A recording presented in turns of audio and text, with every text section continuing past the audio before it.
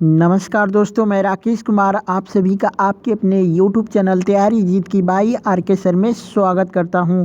और दोस्तों आज 17 फरवरी 2021 के रेलवे एनटीपीसी का जो सेकेंड शिफ्ट का एग्ज़ाम था वो ख़त्म हो चुका है। और दोस्तों मैक्सिमम क्वेश्चन मुझे मिल चुके हैं। यदि आपने एग्ज़ाम दे रखा है तो आप हमें क्वेश्चन बता सकते हैं हमारे व्हाट्सअप नंबर पे। हमारा व्हाट्सअप नंबर है 8881949373। दोस्तों 9473 889493 ये हमारा व्हाट्सअप नंबर है। जो भी प्रश्न आप सभी को याद है आप कमेंट करके या फिर व्हाट्सअप करके मुझे बता सकते हैं। और दोस्तों आप लोग दोनों शिफ्टों का PDF फाइल बिल्कुल फ्री में डाउनलोड करना चाहते हैं तो आप हमारे टेलीग्राम ग्रुप से जुड़ सकते हैं, जहां पे आपको हर दिन का जो PDF फाइल है बिल्कुल फ्री में मिल जाएगा। उसका लिंक आपको वीडियो के डिस्क्रिप्शन में मिल जाएगा। और दोस्तों आप हमारे चैनल पे पहली बार विजिट किए हैं तो प्लीज़ हमारे चैनल को सब्सक्राइब करके बेल नोटिफिकेशन को दबा लीजिए, क्योंकि यहाँ पे 100% रियल प्रश्नों का एनालाइज किया जाता है। तो इस बात पे आप लोग वीडियो को लाइक कर दीजिए और वीडियो को अभी से अपने दोस्तों के साथ शेयर कर दीजिए ताकि ज़्यादा से ज़्यादा लोग हमसे जुड़ सकें। चलिए आज का पहला प्रश्न देखते हैं सेकेंड शिफ्ट का। तो यहाँ पे प्रश्न है IIT कानपुर ने कौन सा उपग्रह संचालित किया है। जी हाँ दोस्तों, IIT कानपुर ने कौन सा उपग्रह संचालित किया है, ये प्रश्न आया था। तो दोस्तों IIT कानपुर के वैज्ञानिकों ने जुगनू नामक उपग्रह संचालित किया था। और दोस्तों आपको बता दें कि ये 3 किलोग्राम के माइक्रो सैटेलाइट जुगनू का परीक्षण 12 अक्टूबर 2012 को हुआ था। और दोस्तों ये जो सैटेलाइट है ये विश्व का सबसे छोटा सैटेलाइट भी है, ठीक है, इसलिए आपसे ये पूछा गया है, इतना पुराना क्वेश्चन।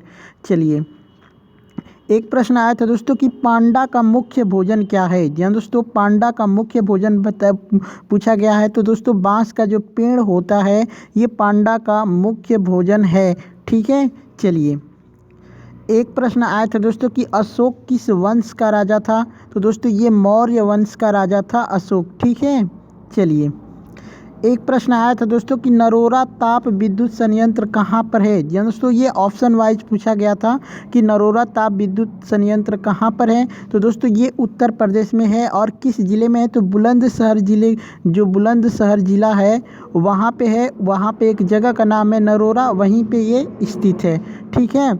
दोस्तों आप लोग वीडियो को लाइक ज़रूर करिएगा, ठीक है। एक प्रश्न आया था कि BOIS का फुल फॉर्म क्या है। तो दोस्तों इसका फुल फॉर्म होगा बेस ऑपरेटिंग इंफॉर्मेशन सिस्टम, ठीक है। बेस ऑपरेटिंग इंफॉर्मेशन सिस्टम इसका फुल फॉर्म हो जाएगा। एक प्रश्न आया था दोस्तों कि 100 निबल में कितने बिट होते हैं। जी दोस्तों 100 निबल में कितने बिट होते हैं। तो दोस्तों आपको पता है कि एक निबल बराबर होता है 4 बिट, ठीक है। तो यहाँ पे 100 का पूछा है तो 100 निबल बराबर हो जाएंगे 400 बिट, ठीक है। चलिए एक प्रश्न आया था दोस्तों कि किसी वर्ग की भुजा 20 है तो उसका क्षेत्रफल कितना होगा। तो दोस्तों आप सभी को पता होगा कि जो वर्ग की जो क्षेत्रफल होता है वह भुजा का स्क्वायर होता है। तो दोस्तों बस आपको क्या करना है, 20 का स्क्वायर कर लेना है, ठीक है। 20 का स्क्वायर बराबर कितना हो जाएगा, तो 400 आपका राइट आंसर हो जाएगा। जो भुजा का जो वर्ग का क्षेत्रफल है वो 400 हो जाएगा, ठीक है। एक प्रश्न आया था दोस्तों कि iOS का फुल फॉर्म क्या है। जी दोस्तों iOS का फुल फॉर्म पूछा था तो इसका फुल फॉर्म हो जाएगा आईफोन ऑपरेटिंग सिस्टम, ठीक है। आईफोन ऑपरेटिंग सिस्टम, ठीक है दोस्तों। इसका एप्लीकेशन भी अलग से होता है और दोस्तों जो एंड्रॉयड होता है उसका एप्लीकेशन अलग से होता है। एक प्रश्न आया था कि नाभिकीय भौतिकी का जनक कौन था। जी दोस्तों नाभिकीय भौतिकी का जनक पूछा था तो अर्नेस्ट रदरफोर्ड आपका राइट आंसर हो जाएगा, अर्नेस्ट रदरफोर्ड, ठीक है। एक प्रश्न आया था दोस्तों कि Ctrl+A का कार्य क्या होता है। जी हाँ दोस्तों Ctrl+A का कार्य क्या होता है। तो दोस्तों आप सभी को पता है कि कंप्यूटर में शॉर्टकट की का प्रयोग होता है। तो दोस्तों Ctrl+A को जो है ऑल सेलेक्ट के लिए किया जाता है, जिसमें आपके सभी टेक्स्ट को एक साथ सेलेक्ट किया जाता है, ठीक है। उसी का शॉर्टकट की है Ctrl+A। चलिए एक प्रश्न आया था दोस्तों कि मलेरिया के टीका के लिए किसे नोबेल पुरस्कार दिया गया था। तो दोस्तों ये रोनाल्ड रॉस को दिया गया था।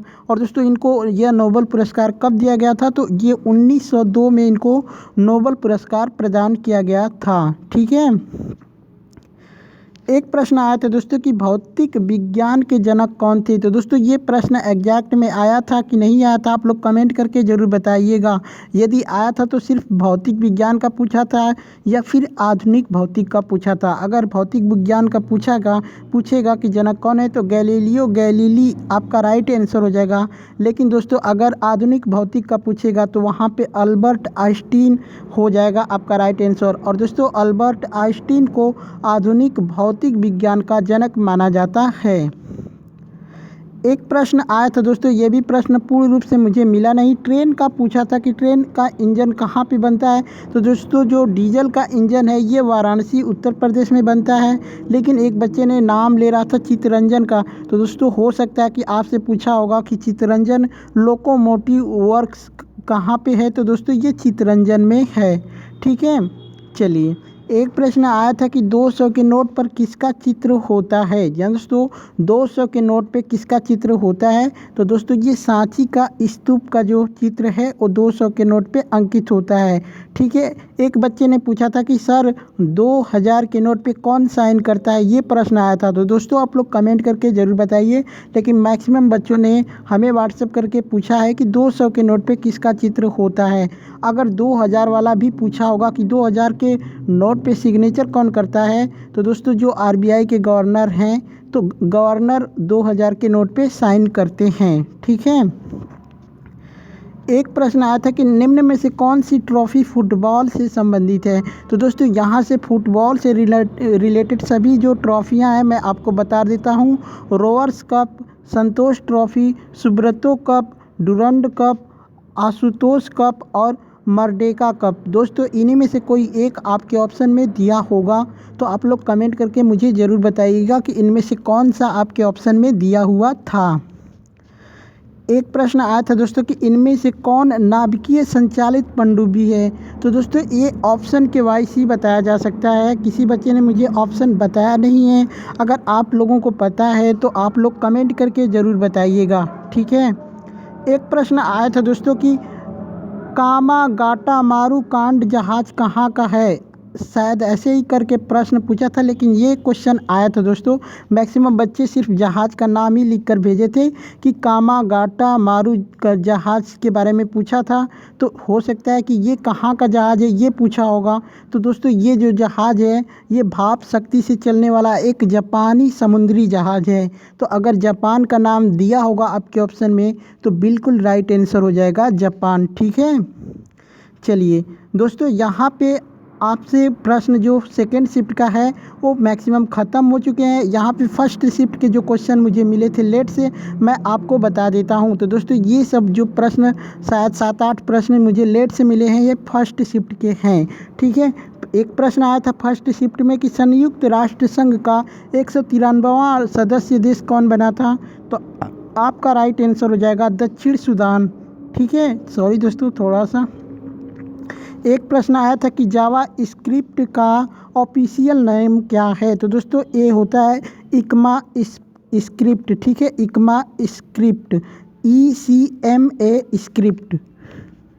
एक प्रश्न आया था दोस्तों कि वर्ष 2018 को यूएन ने क्या घोषित किया था। तो दोस्तों इसको अंतर्राष्ट्रीय मोटे अनाजों का वर्ष घोषित किया गया था। एक प्रश्न आया था दोस्तों कि सोडियम का इलेक्ट्रॉनिक कॉन्फ़िगरेशन बताना था। तो ये हो जाएगा KR4D85S1। ठीक है, चलिए एक प्रश्न आया था दोस्तों कि जो अर्जुन का पेड़ की छाल होता है उसका उपयोग किस रोग में किया जाता है। तो दोस्तों ये हृदय संबंधित बीमारियों में किया जाता है और क्षय रोग में भी किया जाता है। एक प्रश्न आया था दोस्तों अनुच्छेद 243C किससे संबंधित है। तो दोस्तों इसमें ग्राम पंचायतों की संरचना होती है, इससे संबंधित है। एक प्रश्न आया था दोस्तों कि वर्धा शिक्षा सम्मेलन कब हुआ था। तो दोस्तों ये 1937 में हुआ था। और दोस्तों 1937 में ही पहली बार ब्रिटिशों ने भारत में चुनाव करवाया था। ठीक है, एक प्रश्न आया था कि परमाणु रिएक्टर में ईंधन के रूप में किसका प्रयोग किया जाता है। तो यूरेनियम 235 का प्रयोग किया जाता है।